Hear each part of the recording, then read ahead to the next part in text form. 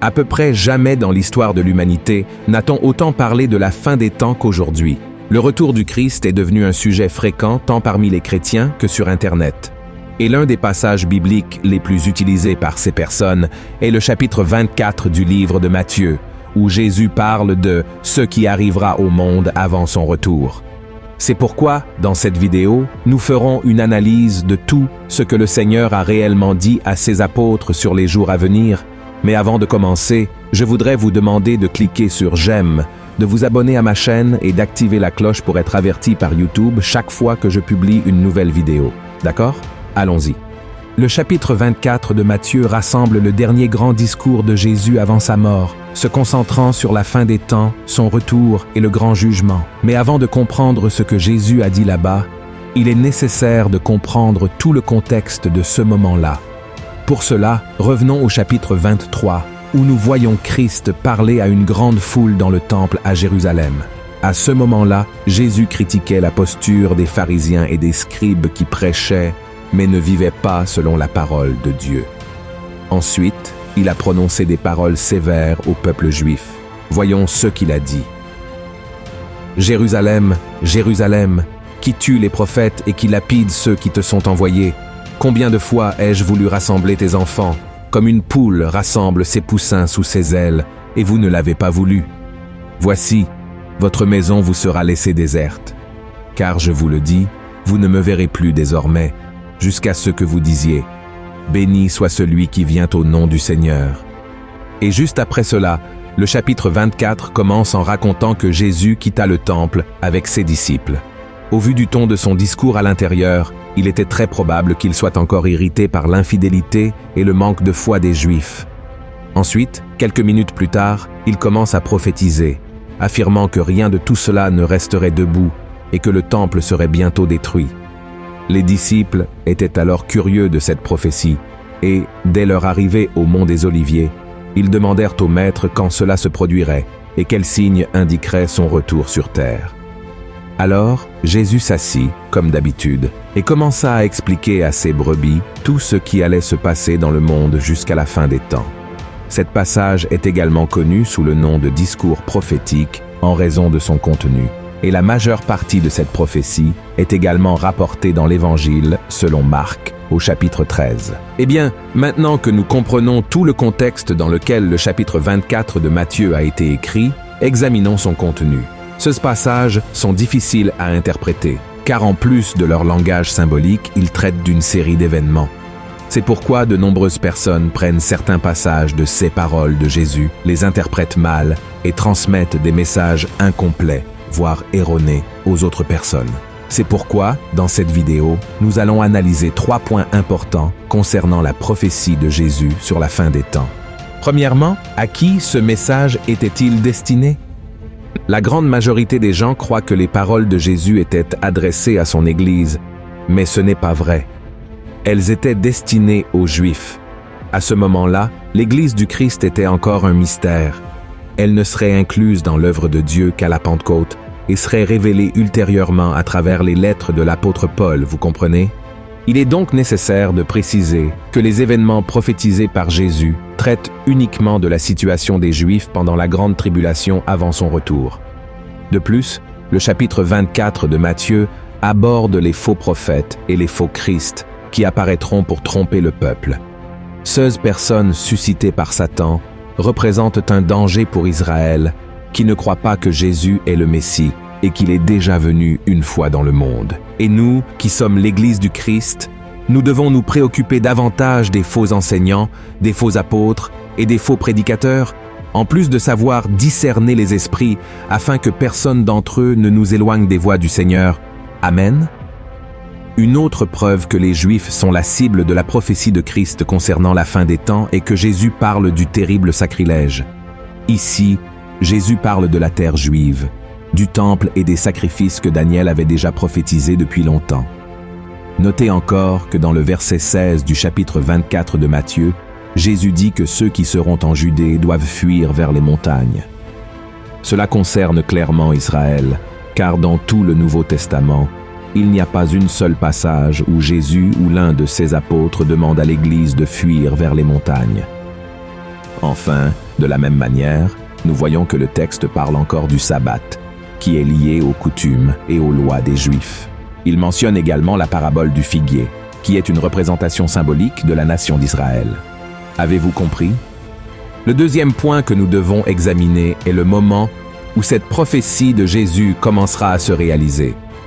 Jésus a déclaré que personne, ni les anges du ciel, ni lui-même à ce moment-là, ne connaissait le jour et l'heure où cette prophétie s'accomplirait. Seul Dieu le savait, mais il a précisé que cela se produirait lorsque le monde s'y attendrait le moins. Examinons ce qu'il dit à ses disciples.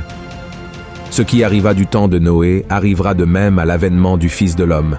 Car, dans les jours qui précédèrent le déluge, les hommes mangeaient et buvaient, se mariaient et mariaient leurs enfants, jusqu'au jour où Noé entra dans l'arche. Et ils ne se doutèrent de rien, jusqu'à ce que le déluge vint et les emporta tous.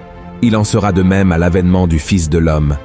Mais, même sans connaître la date précise du début des événements marquant le retour du Messie au peuple juif et l'établissement de son royaume sur terre, le passage indique que la prophétie commencera à se réaliser au cours des 7 années de tribulation, qui seront les dernières des 70 semaines prophétisées par Daniel. Une chose intéressante dans cette prophétie de Jésus est que tout est lié à ce que l'apôtre Jean a enregistré dans les chapitres 6 à 19 du livre de l'Apocalypse. Beaucoup croient que l'Église du Christ ne traversera aucun de ces événements, car elle aura déjà été enlevée, préservée de l'heure de l'épreuve. Au début de Matthieu 24, Jésus parle de la première moitié de la 70e semaine de Daniel. Au verset 8, Jésus déclare que tout cela sera le commencement des douleurs. Ces douleurs ne concernent pas une période quelconque, mais marquent le début du temps de la tribulation, comparé dans la Bible aux douleurs de l'accouchement d'une femme enceinte. Le début des douleurs comprend les 3 premières années et demie du temps de la tribulation, pendant lesquelles le monde sera gouverné par l'Antéchrist. Tout comme il existe des étapes initiales et finales dans les douleurs qui précèdent l'accouchement, ces dernières années se divisent également en 2 phases de 3 ans et demi. Notez qu'il existe un lien entre les paroles de Jésus au verset 4 à 8 et l'Apocalypse chapitre 6, où le Seigneur ouvre les sceaux et commence à répandre son jugement sur la terre. Examinons maintenant, par exemple, Matthieu chapitre 24, verset 5, où Jésus met en garde les Juifs contre les faux Christ qui tromperont beaucoup. Cela correspond exactement à ce qui se produira lorsque le premier sceau sera ouvert et que l'Antéchrist surgira pour tromper les gens et les dominer. Voyons ce que dit la Bible.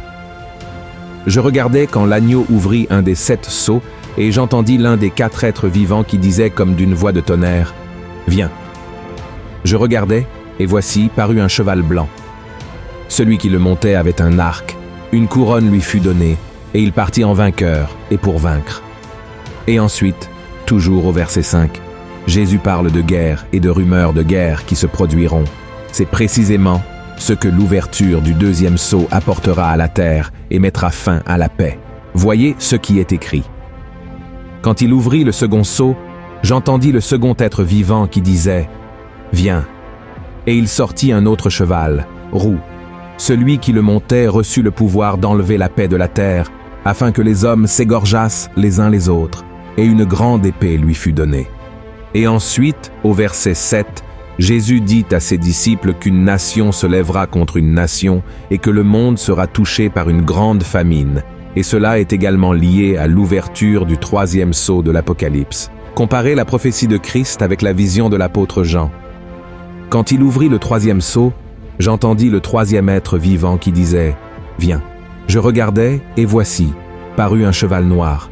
Celui qui le montait tenait une balance dans sa main, et j'entendis au milieu des 4 êtres vivants une voix qui disait « Une mesure de blé pour un denier, et 3 mesures d'orge pour un denier, mais ne fais point de mal à l'huile et au vin. » Et enfin, toujours au verset 7, Jésus parle de divers événements qui coûteront la vie à des milliers de personnes, ce qui est lié à l'esprit de mort que le 4e sceau et le 4e cavalier de l'Apocalypse apporteront. Voyons ce que l'apôtre Jean a écrit. Quand il ouvrit le 4e sceau, j'entendis la voix du 4e être vivant qui disait « Viens !» Je regardai, et voici, parut un cheval d'une couleur pâle. Celui qui le montait se nommait la mort, et le séjour des morts l'accompagnait. Le pouvoir leur fut donné sur le quart de la terre pour faire périr les hommes par l'épée, par la famine, par la mortalité et par les bêtes sauvages de la terre. Et cela ne s'arrête pas là, frères et sœurs. Dans les versets 9 à 28 de Matthieu chapitre 24, Jésus commence à prophétiser sur comment sera la deuxième moitié de la 70e semaine de Daniel. Pendant ce temps, beaucoup mourront en tant que martyrs, ce qui est lié au 5e sceau de l'Apocalypse. Des événements étonnants et de grands signes dans le ciel avec l'ouverture du 6e sceau annonceront l'arrivée du grand jour de la colère du Seigneur. Beaucoup se trahiront les uns les autres en Israël. De plus, la tromperie et l'impiété augmenteront considérablement. L'amour se refroidira, ce qui signifie que beaucoup abandonneront leur foi. Mais Jésus a également assuré que celui qui persévérera en lui jusqu'à la fin verra son retour et participera à son règne de 1000 ans. Un autre point important révélé par Jésus aux disciples concerne la prédication de l'évangile du royaume dans le monde entier. Mais cela ne doit pas être confondu avec l'évangile de la grâce qui est actuellement prêché. L'évangile du royaume est le message qui sera transmis pendant le temps de la tribulation par le reste et par les 144 000 scellés du peuple d'Israël, attirant l'attention sur le retour de Jésus qui viendra alors pour établir son royaume, comme nous pouvons le voir dans l'Apocalypse chapitre 7. Et maintenant, j'aimerais revenir avec vous au verset où Jésus parle de l'abomination de la désolation, ou du sacrilège terrible que j'ai expliqué au début de cette vidéo, car beaucoup de gens croient que cette prophétie s'est déjà accomplie en l'an 70 après Jésus-Christ, lorsque l'Empire romain a détruit le temple. Ces érudits bibliques affirment que ce passage a trait à la parole de Jésus, qui a dit qu'il ne resterait pas pierre sur pierre du temple de Jérusalem. Mais la prophétie ne s'est pas accomplie là avec l'action des Romains. L'abomination de la désolation sera établie seulement par l'Antéchrist, atteignant son accomplissement complet et définitif à mi-chemin des 7 dernières années, comme cela a été prophétisé dans le chapitre 12 de Daniel. Cette prophétie de Daniel est clairement pour la grande tribulation, se référant à un temps de grande détresse, comme il n'y en a jamais eu auparavant pour le peuple juif. Et le troisième point que nous devons analyser, quel est le message que cette prophétie de Jésus nous apporte aujourd'hui?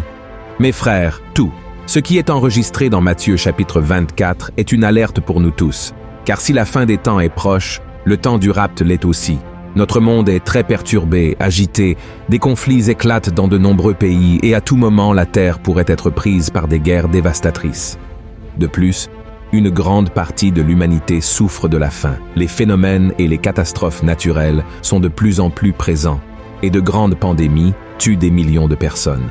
De plus, de nombreux chrétiens sont déjà persécutés pour leur foi en Jésus et beaucoup sont trompés par des personnes élevées par le diable. Enfin, la terre endure ses douleurs comme une femme souffre lorsqu'elle est sur le point d'accoucher. C'est pourquoi, mon cher frère et ma chère sœur, soyez prêts. Ne laissez pas l'ennemi vous distraire avec les plaisirs de ce monde ou ébranler votre foi, d'accord? Au lieu de cela, continuez à suivre Jésus, car il est le seul qui peut vous sauver et garantir votre demeure avec lui pour toute l'éternité. Amen. Que Dieu vous bénisse.